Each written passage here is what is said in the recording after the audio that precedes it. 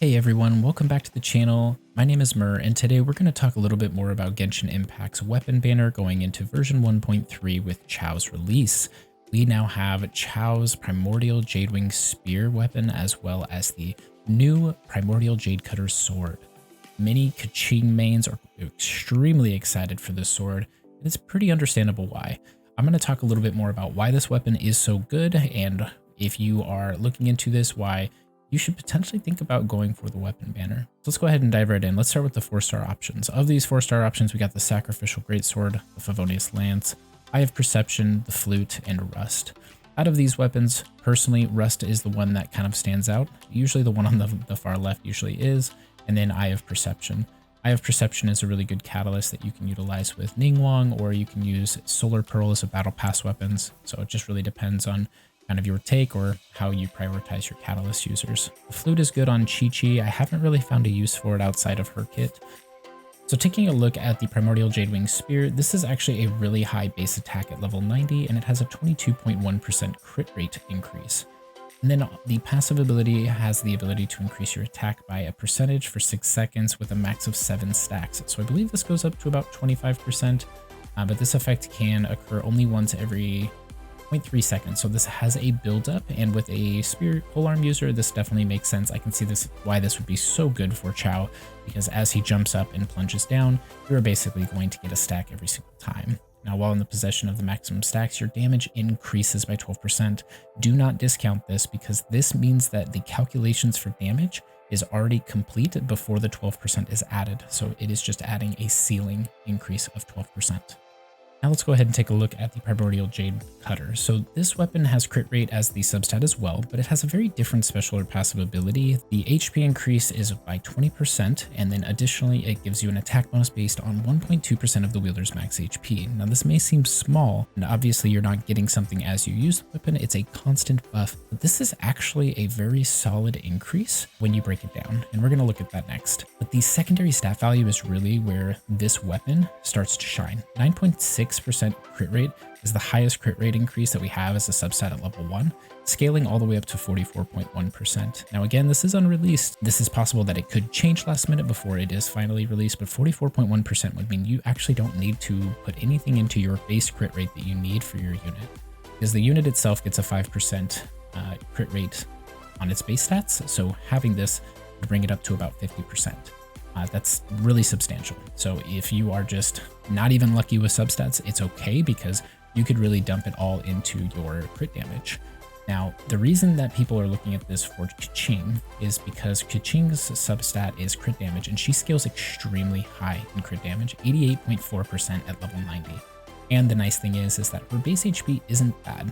If you look at her versus the top HP is actually Jean and Zhongli at 14,695, so it's not much lower than that. So you're going to get a pretty decent buff. And just to kind of give some examples, I did make a little bit of a spreadsheet to share with you guys, just as I was kind of looking through this on whether or not this was going to be good. I was using Jean as an example here at level 90 with her base attack at 239. Obviously, Kaching has a much higher base attack right here, 323. So she's already kind of a leg up in terms of the attack percentage increase needed. And I was looking at HP percentage boost. I just used my Venti substats on the Viridescent Venerer set that he has, and he's rocking an energy recharge, animo percentage, and attack percentage. 1.405% increase to his HP percentage, because you get 20% increase on the sword. You get a 20.5% on those HP subs. Obviously, this will be dependent on what you have. And then you have the flower level 20 at 4,780 increase to max HP, and a flat HP subs. This was also additional. So these two right here, these are going to be something that are going to depend on you. And that equaled a max HP calculation for Jean at 27,100 basically. And looking at that, how that would translate is with the Primordial at 542. And then if you add Jean's 239 base attack, you would get a base attack total of 781. With the attack buff, just with this alone, not focusing on HP at all, just having them as random substats, I got an attack boost of 325 with this calculation, equaling a total of 1106. Now, on top of this 1106, you also get the crit rate of 44.1% added on. There are a couple different options over here that I was looking at just to see HP percentage or attack percentage or crit damage percentage for some of those substats, just to kind of give myself an idea of like what we could pair them up with. I did test this HP percentage subs with 2 HP percentage artifacts on the end, and I'll say that the increase really wasn't substantial. If we do this, it changes from 325 to only a 411. What that tells us is that HP percentage substats really aren't necessary to really go into that. Obviously, it would be a little higher, but still, the change in the attack was less than 100 in doing that. And those are very critical slots that we need for attack percentage, crit damage percentage, and elemental damage percentage. My recommendation is if you are utilizing this, it may be better to go with attack percentage stats and just keep the same thought process we've had up to this point. The only difference with this weapon is that you are going to be able to build your character for crit damage like you haven't been able to do with other units unless you had very specific artifact sets. Taking a look here at Jean, 27,000 max HP, she's already tanky enough. 1106 attack, that's a decent attack. And why I say decent is because if you have Summit Shaper or Aquila Favonia and you look at the base attack and the percentages of that weapon alone, you may get a little bit higher damage output. So with Aquila Favonia, it's basically even with the Primordial, but you also get the physical damage increased by 41.3%. For someone like Kaching, physical damage may not be as relevant as having it in electro percentage or, again, crit rate.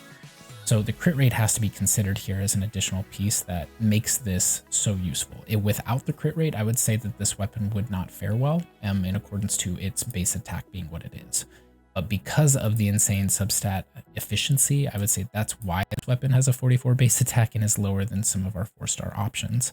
That does mean that your artifacts for attack aren't going to be as useful as if you were using the Aquila. However, you could boost heavier into the crit damage scaling. And for someone like Kaching, who has 88% on their substat, adding a 62% at level 20 critical damage, you can get your crit damage to over 200% extremely easy with this build, not need to worry about crit rate at all, and focus on the substats you'd want. Looking into another unit that may not be perfect for it, but Albedo is also a very high HP unit. He has geo damage. Crit rate can benefit all of his abilities, so you would get a 50% crit rate. It would also put grid damage into his build really easily, and you'd give him a little bit of tankiness. Even though he's better scaled on defense, it wouldn't change the way you utilize him. You could still build him based on attack with that weapon.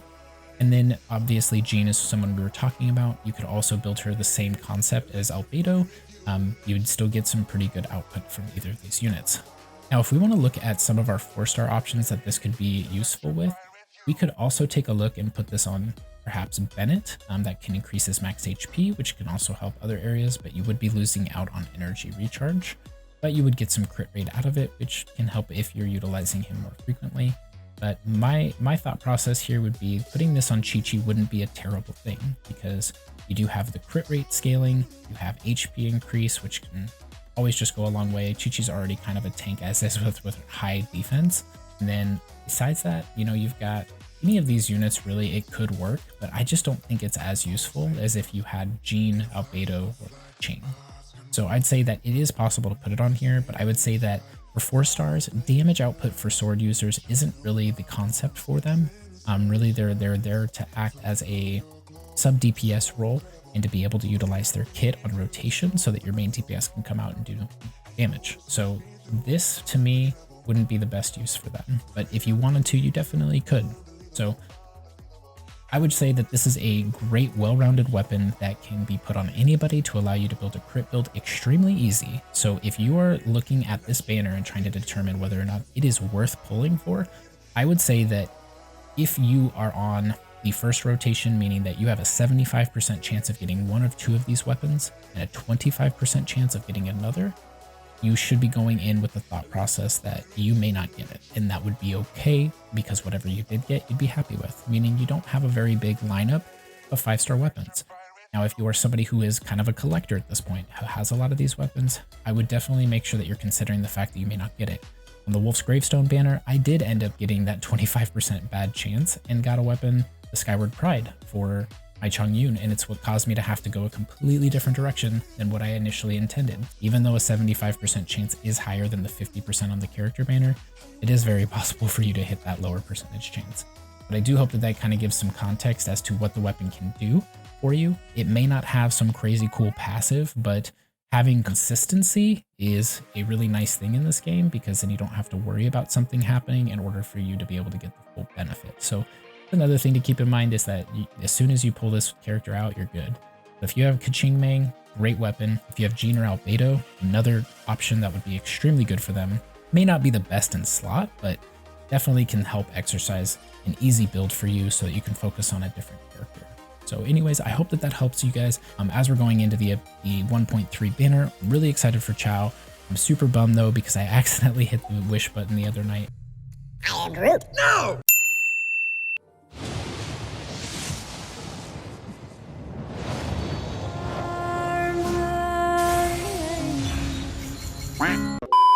Super sad, but the nice thing is now I have a guarantee to get Xiao when I do summon him. I was actually really nervous to summon after him, but I looked at the 4-star options in the Xiao banner. I really don't need them. I have 2 of them capped out. I have Beidou and Diona capped out, and Xinyan I'm just not a huge fan of. Now it's just about waiting for him. I'm probably just going to C0 Xiao and then probably go for the weapon banner personally, just because of the options for 4 stars in it. They are not very lucrative, and I really just don't feel like spending a bunch of primo gems on the character that way. But I'll talk about more of that in a different video, but thank you so much for checking out today's video. I do hope that it helped you. I hope that you have the best luck when summoning for Xiao, the weapon banners, and hopefully this gave you a little bit of insight into how to look at this. And even if some of these numbers are slightly off, obviously these are just rough estimates. I'm not a perfect mathematician by any means, but I will tell you that taking a look through it and showing you my thought process, I hope that that helps you decide for yourself whether or not this weapon is valuable to you and your team and who it would be valuable for. Thanks so much, and I'll see you guys in the next one.